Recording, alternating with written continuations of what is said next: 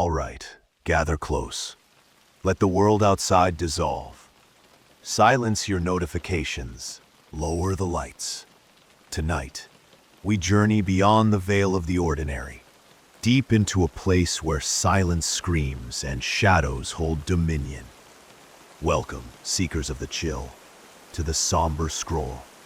I am your curator of chronicles steeped in dread, and the tale I unfurl for you tonight is etched in rust, dust, and the phantom echoes of despair. We speak not of haunted houses or spectral woods, but of a structure built specifically to contain darkness, both human and perhaps something more. Tonight, we explore the unseen terror of a deserted prison, Black Creek Penitentiary. Black Creek. Even the name feels heavy, doesn't it? Situated miles from anywhere, swallowed by an unforgiving landscape of cracked earth and skeletal brush, it stands as a brutalist scar upon the horizon. Decommissioned over 30 years ago, officially due to outdated facilities and budget cuts, the locals whisper other reasons. Reasons involving riots that were never fully reported, disappearances hushed up, and a darkness that settled into the very concrete and steel, refusing to leave when the last living soul walked out. Our story centers on a group of 4 individuals drawn to Black Creek not by malice, but by a potent cocktail of curiosity, ambition, and perhaps youthful folly. They were urban explorers, armed with cameras, flashlights, and a burgeoning YouTube channel dedicated to documenting forgotten places. Liam, the cautious planner and tech expert. Maya, the historian of the group, fascinated by the prison's grim past. Noah, the adrenaline junkie, always pushing the boundaries. And Chloe, the skeptic, filming everything with a journalist's detached eye, determined to debunk any ghostly claims. They saw Black Creek as the ultimate score, the Everest of abandoned locations, forbidden, dangerous, and steeped in legends that promised viral viewership. They spent weeks planning, studying old schematics found online, plotting entry points, packing gear, high-lumen flashlights, backup batteries, audio recorders, first aid kits, GoPros strapped to chests and helmets. They were prepared for structural decay, asbestos, maybe even squatters. They were not prepared for the prison itself. Their arrival was timed for late afternoon, hoping to catch the golden hour light filtering through the barred windows before plunging into the artificial illumination of their beams. Getting past the crumbling perimeter fence, choked with thorny weeds, was easy enough. The real challenge was the main building. Its facade was a monument to brutal functionality. Stained concrete walls, soaring stories high, punctuated by rows of narrow, sightless windows like empty sockets in a skull. A profound silence enveloped the place, thicker and more absolute than the quiet of any wilderness. It wasn't empty, it felt expectant.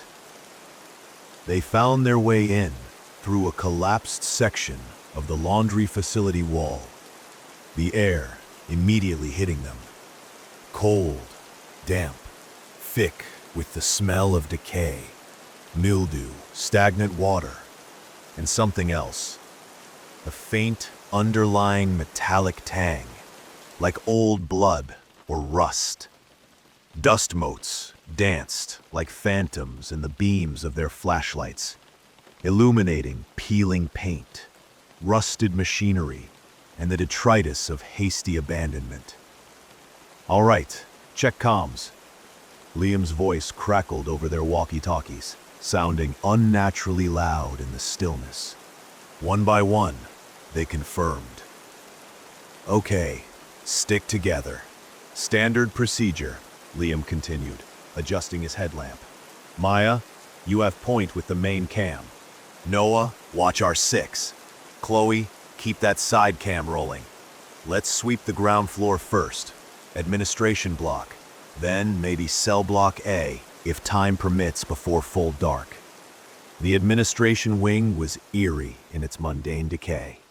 Desks lay overturned, drawers pulled out, faded paperwork scattered, like autumn leaves across the warped floor tiles.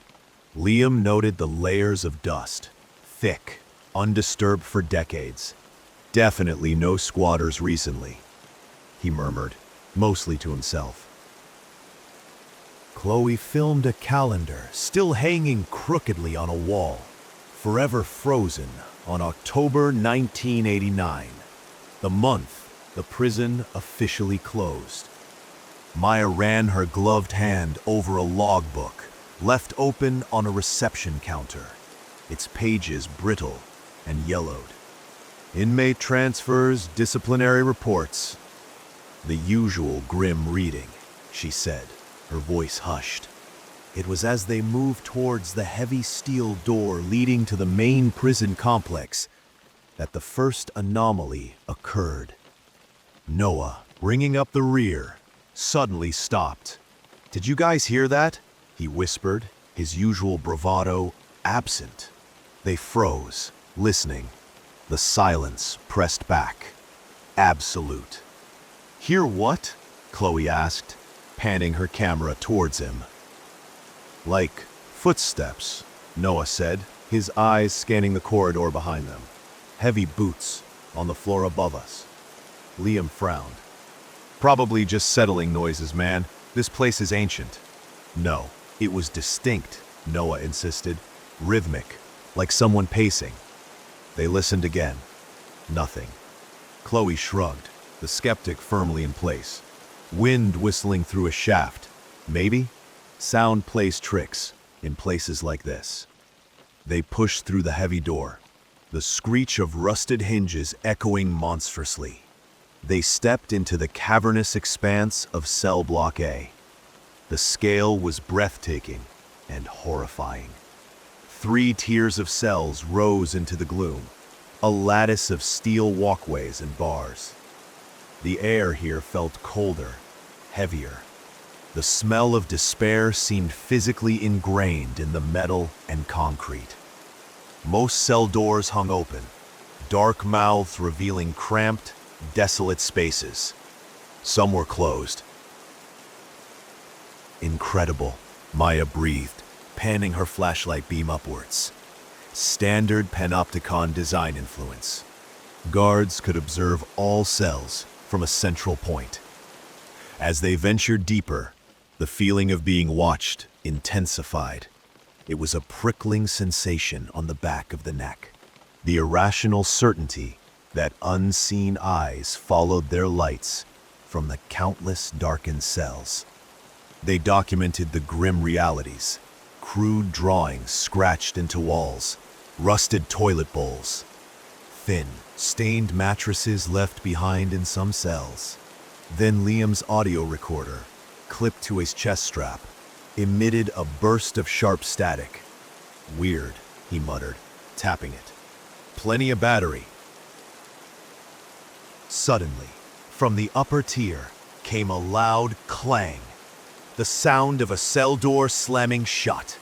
It reverberated through the vast space, sharp and violent. They all jumped, flashlight beams stabbing upwards. "What the hell was that?" Noah yelped, backing up. "Okay, that wasn't the wind," Chloe conceded, her camera fixed on the second tier where the sound seemed to originate. "Maybe a loose door?" Liam offered, though his voice lacked conviction. "Air pressure change?" "Sounded deliberate," Maya whispered, her face pale in the reflected light. A wave of intense cold washed over them, localized and unnatural. Goosebumps erupted on their arms, despite their layers. It passed as quickly as it came, leaving them shivering. "All right," Liam said, his voice tight. "Maybe we stick to the ground floor for now. Let's check out the infirmary." The infirmary wing felt different. Cleaner, in a way, but more sinister. Stainless steel tables gleamed dully under their lights. Glass-fronted cabinets stood empty, some with doors smashed. There was a distinct, unpleasant smell here, antiseptic overlaying the pervasive decay. Maya pointed her light at faded lettering on a door. Surgery. Inside the surgery room, a heavy operating table stood center stage, straps dangling. Trays of rusted instruments lay scattered nearby. "They called this place the butcher shop," Maya said softly, reading from notes on her phone. Miraculously, she had a flicker of signal near a broken window. Rumors of experimental procedures, botched surgeries, lobotomies in the early days. As she spoke, a small metal instrument tray on a nearby trolley vibrated slightly, then slid, falling to the floor with a clatter that made them all jump again. "Okay, seriously," Noah exclaimed, backing toward the door. "This place is messed up. Let's go." Even Chloe looked shaken. "Air current?" she murmured, filming the fallen tray, but her skepticism was clearly waning. They retreated back into the main corridor, the brief foray into the infirmary leaving a sour taste in their mouths. The sun had now fully set, plunging the prison into absolute darkness beyond their beams. The shadows seemed deeper, more active. Liam checked his equipment again. The audio recorder was now completely dead. Damn it, backup batteries aren't working either. He swapped the main camera battery preemptively. They decided to push on to the solitary confinement wing, known amongst inmates as the Hole. It was located in a separate, squat building, connected by a covered walkway, promising an even more oppressive atmosphere. The walkway itself was unnerving. The wind, or something, moaning through gaps in the rusted, corrugated iron roof. The entrance to the Hole was a single, reinforced steel door, thicker than the others. It was slightly ajar. Liam pushed it open, revealing a narrow corridor lined with solid metal doors, lacking even the usual observation slots. Utter darkness, utter silence. "This is where they broke people," Maya whispered. "Total sensory deprivation." They moved down the corridor, flashing lights into the few cells that were open. They were tiny, bare concrete boxes. Nothing inside but echoes and a feeling of profound, crushing despair that clung to the air like a physical weight. Chloe stopped, aiming her camera at one of the closed doors. "Did you hear that?" "Don't start, Chloe," Noah groaned. "No, listen." They fell silent. Faintly, from behind the thick metal door, came a sound. A low, rhythmic scraping. Scritch, scratch, scritch, scratch. "What is that?" Liam whispered.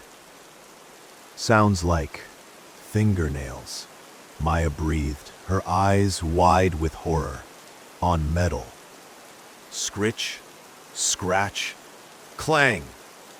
A loud bang resonated from inside the sealed cell, as if someone had thrown themselves against the door. They stumbled back, hearts hammering. Okay, that's it," I'm done. Noah panicked, turning to flee. We need to get out of here. As he turned, his flashlight beam swept across the end of the corridor. For a split second, silhouetted against the faint light filtering from the walkway entrance, stood a figure. Tall, gaunt, indistinct. It was there, then it was gone, melting back into the impenetrable shadows before anyone but Noah could fully register it. Did you see that? Noah screamed, pointing frantically. There was someone there. Liam and Maya swung their lights. Nothing. Just the empty, menacing corridor. Noah, calm down, Liam said, though his own voice shook. There's nothing there. I saw it. A man. Right there. Chloe, filming Noah's terrified face, hadn't seen it either. Reflections, shadows, man, your eyes are playing tricks. But Noah was inconsolable, convinced they weren't alone. The scraping sound had stopped. The oppressive silence returned, now charged with a terrifying new energy. The feeling of being watched was no longer passive. It felt predatory. We need to leave, Maya said firmly, her historical fascination completely replaced by fear. Now, back the way we came. They retreated from the hole, almost running back through the covered walkway, the moaning wind sounding like pursuing whispers. Back in cell block A, the atmosphere felt even worse. The cold was biting, deeper than before, and the sounds started. Not loud slams this time, but subtle, insidious noises from all around. A cough from an empty cell, the drag of chains on the concrete floor above. A soft weeping sound that seemed to come from everywhere and nowhere. Their flashlight beams darted nervously, catching only peeling paint and rusted bars. Liam tried the walkie-talkie. Base camp, this is anything? Only static answered. All comms were dead. All backup batteries inexplicably drained. They were isolated, deep inside a hostile environment, armed only with failing flashlights. Split up? Noah suggested, eyes darting wildly. Cover more ground? Find another way out? No, Liam snapped. We stick together. That's how people die in horror movies, man. But the prison seemed to have other ideas. As they moved towards the administration wing exit, a deafening cacophony erupted from the upper tiers. Cell doors began rattling violently, shaking in their frames, as if dozens of invisible hands were pounding on them. Metal shrieked and groaned. The sound was overwhelming, terrifying. Bang, bang, bang, rattle, shake. In the chaos, beams flickered. Chloe cried out as her main flashlight died, plunging her into near darkness, save for the weak glow of her GoPro. Noah tripped over debris, his own light clattering away into a cell. "Noah!" Liam yelled, swinging his beam towards the sound. Noah scrambled up, scrabbling for his dropped light. "I'm okay, just dropped it," Maya screamed. Liam whipped his light towards her. She was pointing back down the cell block, deeper into the prison. In the wavering beam, standing at the far end where the shadows were thickest, was the figure again. Tall, gaunt, its features obscured by shadow, but the intensity of its presence radiated down the corridor. It didn't move. It just watched. Then, the main lights in the cell block flickered erratically. One row, then another, buzzing loudly, bathing the decaying tiers in a nauseating, strobing fluorescent glare. In those flashing moments of light and dark, the figure seemed closer, then further, then right at the edge of the shadows. Panic took over. Cohesion shattered. "This way!" Liam yelled, grabbing Maya's arm and pulling her towards the administration wing door. "My camera!" Chloe shouted, fumbling with her dead light and secondary cam. Noah, retrieving his flashlight, bolted in the opposite direction, towards a stairwell leading to the upper tiers, perhaps thinking there was an exit higher up. "Noah, no!" Liam roared. But he was gone, scrambling up the metal stairs. Liam dragged Maya through the heavy door back into the admin wing, slamming it shut behind them. The sounds from the cell block, slightly muffled, but still terrifyingly loud. Chloe stumbled through moments later, breathing heavily, clutching her GoPro. "Where's Noah?" Chloe gasped. "He went upstairs, idiot." Liam cursed, pressing his back against the door, as if to hold back the unseen forces. The lights in the admin wing flickered now too. The temperature plummeted. Papers swirled in unseen eddies of wind. From the cell block side of the door, they heard a new sound amidst the rattling and banging. A single, drawn-out, blood-curdling scream. Noah's scream. Then, silence. Abrupt, total silence from the cell block. More terrifying than the noise had been. "Noah," Maya whispered, tears streaming down her face. Chloe aimed her GoPro at the door, her face a mask of terror. Liam stood frozen, listening. A soft scraping sound started on the other side of the door they were leaning against. Scritch, scratch, fingernails on thick steel. "We have to go," Liam breathed, his voice barely audible. "The way we came in, laundry room, now." They stumbled through the decaying admin offices, beams dancing frantically. The feeling of pursuit was overwhelming. Whispers seemed to echo just behind them, uttering their names. Cold spots materialized and vanished. Shadows writhed in the periphery of their lights. They reached the collapsed wall in the laundry facility. Freedom was just outside. Liam scrambled through first, then helped Maya. Chloe hesitated, her GoPro still trained on the darkness behind them. "Chloe, come on!" Liam screamed. From the doorway leading back towards the admin wing, a shape detached itself from the darkness. Not the tall, gaunt figure.